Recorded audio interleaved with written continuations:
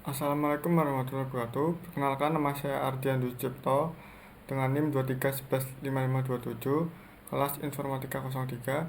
Di sini saya ingin membuat tugas video untuk pertemuan kedua minggu yang lalu dengan soal yang berada di depan sini.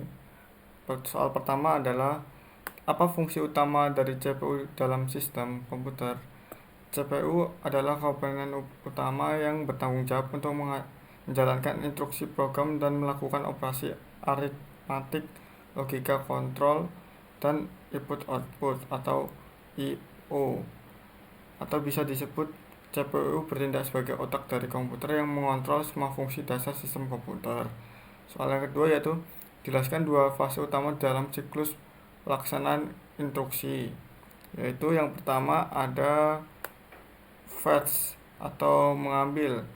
CPU mengambil instruksi dari alamat yang ditunjuk oleh program counter atau PC yang kemudian diinkrementasi untuk menunjuk instruksi berikutnya. Yang kedua yaitu execute atau eksekusi.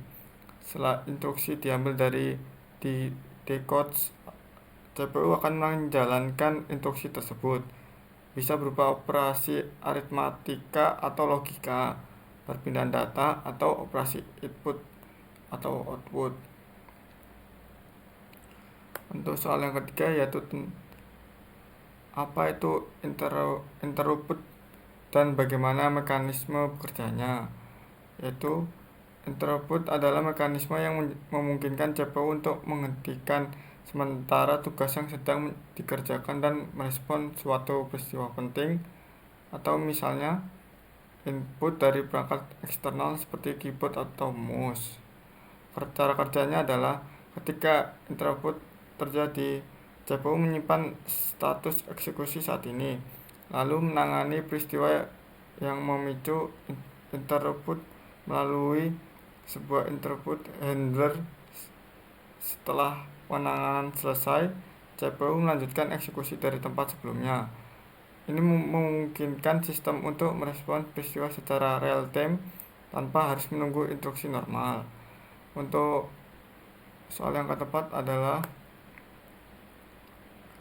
sebutkan 3 jenis bus dalam sistem interkoneksi dan fungsinya.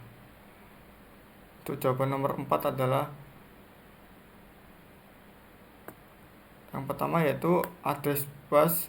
Bus ini digunakan untuk mengirimkan alamat memori atau perangkat input atau output yang ingin diakses oleh CPU. Hanya satu arah atau unidireksional dari CPU ke memori atau perangkat lainnya. Yang kedua yaitu data bus. Bus ini digunakan untuk mentransfer data antara CPU, memori, dan perangkat atau I/O. Bersifat dua arah atau bidireksional karena data dapat dibaca dan ditulis. Yang ketiga yaitu control bus. Bus ini digunakan untuk mengirimkan sinyal kontrol dari CPU ke komponen lainnya seperti memori atau perangkat input atau output. Sinyal ini mengatur operasi apa yang akan dilakukan, seperti membaca atau menulis data. Yaitu sekian dari saya untuk presentasi kali ini. Wassalamualaikum warahmatullahi wabarakatuh.